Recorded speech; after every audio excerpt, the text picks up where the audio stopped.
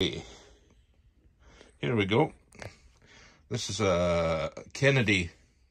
I'm going to zoom out here a bit. Kennedy toolbox. I've wanted one of these for ages.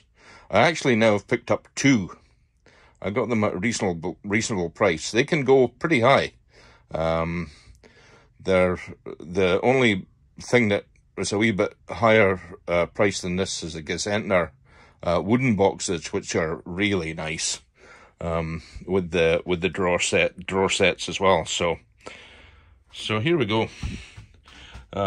Great fun organising all this stuff and putting stuff away. So you can get all your goodies, sign bars, everything.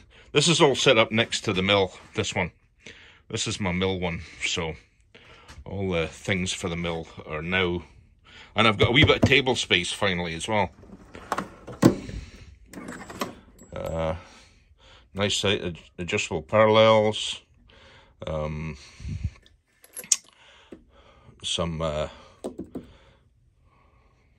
end mills, a few bits and pieces in there.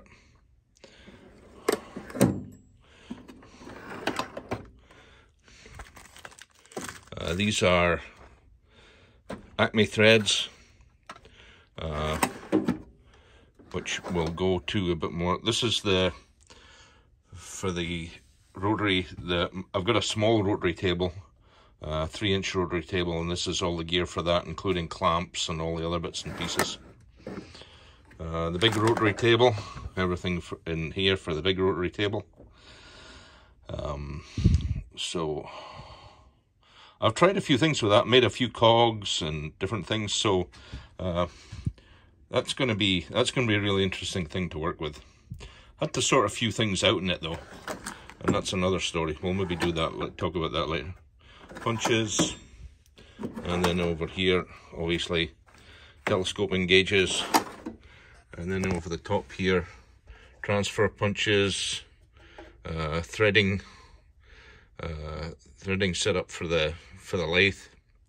Except, well, actually, no, sorry, that's not for the lathe. That's for the mill. This is a size 3, and I need a size 2 for the lathe. And a few other bits and pieces in there. We've got in here. That's that's the universal arm for the test indicator. Then up in the shelves here, a few bits stored here just to get them out of the way. This was another few shelves added. As always, you can never have enough shelves. Drawers are handy too. Like I really love drawers. Just keeps all the dust off everything. That's the main thing. Now I've got a dust sheet that I've now got out here for the mill, so when I get on the wood lathe, I don't cover everything on here with dust. Well, not as bad. Little modification here. I took off the safety thing used to hang here, and it was a pest. It would, like, you wrap your knuckles on it every time you went to change a bit. So this now just a couple of real earth magnets, clamps on there. Absolutely works a charm, just like that. Take it off, stick it up here, away you go. Bob's your uncle, Fanny's your aunt. Can't go wrong. There's the rotary table. After a lot of work, I have it now beautifully smooth. Turns like a charm. I took the whole thing apart and did a major number on this. On the rotary table. This is a Vivo rotary table, and it got a lot of good press. So I thought, let's go and have a look at it. $70, just over $70. Now, they're thousands of dollars. Now, this is made in India, and I did read, you know, if you buy it, you're gonna have to do a wee bit of work in it. Well, I brought it in, and things were kind of tight, and of course, I ended up managing to break this pin off of here. the actual shaft off of here, which wasn't a good thing.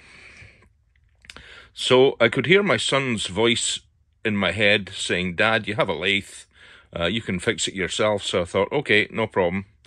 So I milled out a bit of lead alloy and pressed it in, tight fit, put it in with Loctite, press fit, and worked out very nicely.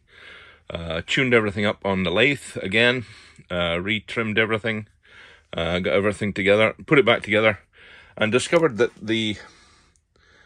I don't know, it was just rough. So I was like, okay, well, nobody really told me how rough this was going to be. So I thought to myself, right, we'll strip it right down.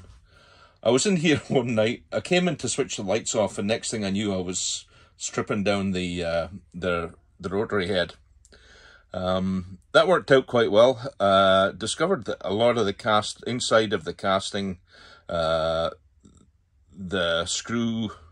screws and the gears were all very rough. So I just sat down with a file and filed everything, took all the burrs and all the rough edges off. And when I put it back together, I had this lovely smooth action that with practically no no backlash in it, so I was pretty chuffed. So it went from being maybe not so great to quite happy with setup. A few little things like this needs to be, I need to take this off again and redo this. Tightened all this up, but this doesn't, it doesn't really matter. Like it, you know, as I say, it's just an indicator, but I'd like to have it all tight without the wobble in it, and then be all good. It's quite a nice chuck on it as well. That's the other thing too. It's quite a decent quality chuck. So, and as I say, like very little, if any, very slight backlash in there, but not bad. Stuff you can work with. And as I say, for the kind of things that I'm going to do on this, you know, I'm not doing rocket science in here. We're snowmobiles and bits and pieces. So there's quite a bit of what I say, tolerances one can work within. Okay, further down, let's say, how do we sort out of my turning wood? Mix of different stuff here. Quite a bit of this is actually green wood. So you see it completely sealed in wax. It's quite bizarre when you turn it because you feel the water coming off it, like so. It's quite cool. Anyway, there was a wee tidy up on here, not much. I've got most of the bits, everything that relates to the mill here, some measurement equipment, all the taps and dies, and assorted fiddly junk that one keeps. All the hammers are now hanging, and then fluids, bits and pieces, extraneous gun cleaning and stuff up there, and other bits and pieces just kind of handy. Never know, if you throw it away, you'll need it. Drill's over here for the time being, but that might change. This toolbox has become kind of redundant. I had a pile of stuff in it, but it then moved into the new Kennedy boxes. Kennedy box 2. As you see, a jumble of stuff in the top here. Indicators. Keep pretty much all the measurement equipment stuck in the top here.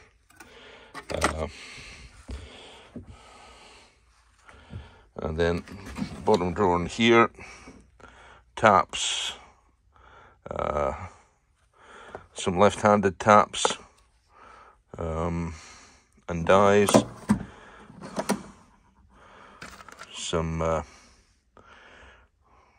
cutting bars, assorted little wrenches for the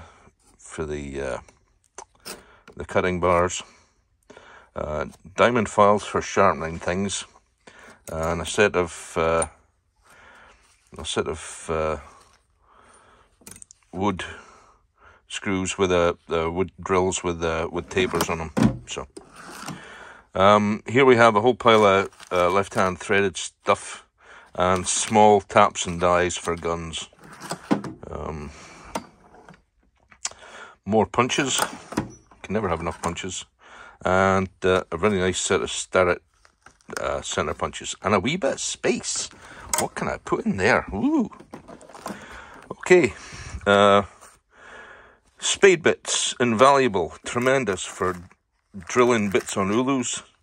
Center drills. Gauges here. Center gauges. Acme thread gauges.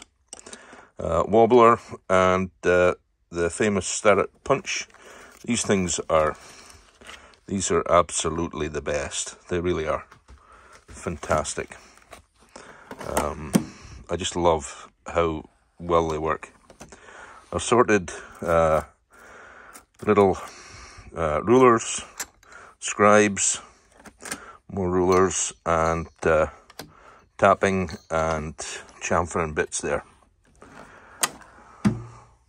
So that's you can see why I love these Kennedy boxes so much. Like they're just the best. Like for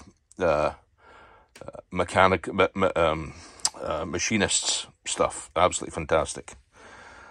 All the Allen keys right beside where I need them. As I say, this is where the organisation's slowly starting to come up. Got all my quick change tool holders all set above the lathe, so I can just reach for the specific tool I want. I bought another 4 tool holders. I was going to make some, but you know, for the amount of work it is to make a tool holder and do it just for the sake of doing it, the tool holders come in so cheap that it's not worth it. It really isn't worth it. Tabletop here is, well, it's a wee bit cluttered, but it's getting better. You can actually see bits of table, which is a plus.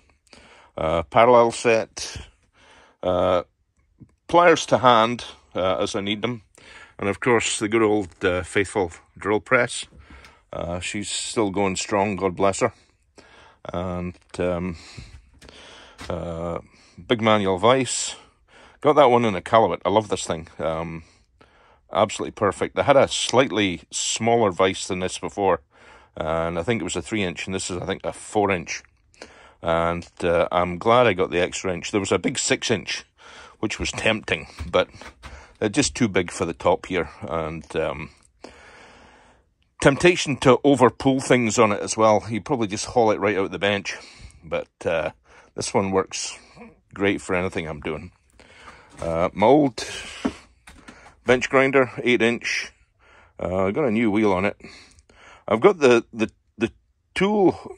The tool rests are off it at the moment because I did have this connected up to a Wolverine tool jig for sharpening my wood turning tools. So, but this thing went too fast. Like, you overheated them and burnt the ends. It worked. It did the job as I needed it, but it was time to move up and buy a better bench grinder for the wood turning tools, so a slower speed. The old lathe, you've all seen that. Everybody knows about that one. Usual bits and pieces on top of here. My own homemade belt sander, a baby belt sander in the back, 3-inch hobby wood sander, pretty handy for ulus though. And then a Wen bench grinder. This is really nice, cheap, like Borscht, as they say, but really good. Like it, I don't think you can go wrong for hobby shop use. They're absolutely spot on. Does the job. But I got a fancy diamond wheel on here for the tools. for the lathe tools. So that does an amazing job. They're like razors, just straight off this wheel. Absolutely brilliant. Old bandsaw, it's still going strong. Did a wee bit of a retrofit in it, and I think it's working better. Quite happy with it at the moment. I wasn't too happy with it for a while. It was working terribly, but it seems to be doing okay after the tune-up. Of course, the wonderful buffer and a Scotch-Brite wheel on it, this is worth its weight in gold, this thing.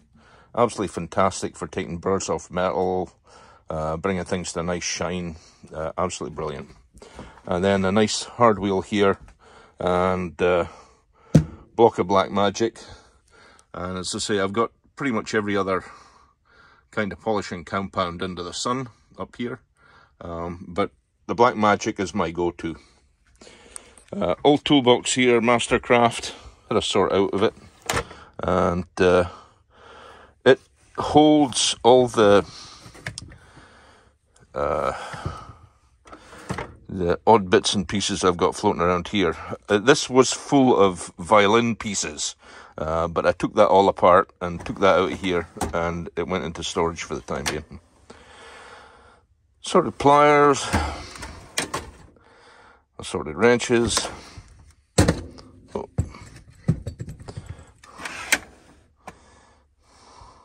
rasps, God one knows what. Oddball bits and pieces in there, all the tools for taking apart, grinders and everything, and leather punches and good stuff there. And in the top is a place for all my Allen wrenches, finally. So this is the go-to one-stop Allen wrench place, which I'm really quite happy about. That's helped me a lot. All the drills, little press, what the hell's this thing called again?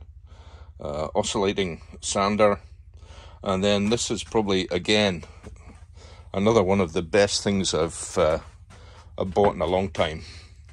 And I bought this maybe about a year ago, and it has seen so much work, and I absolutely love it. Again, cheap, not expensive, but is worth its weight in gold. And it's amazing what this thing can chop through. Made by Wen, right out of China to here. I think it was $300 with free shipping. Like, you can't go wrong. You know, it just you just can't go wrong. So very, very happy with that. Then the other little thing that I was going to share with you is I'll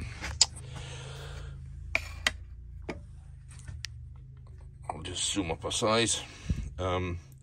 Here's all the work that I did with the little motor.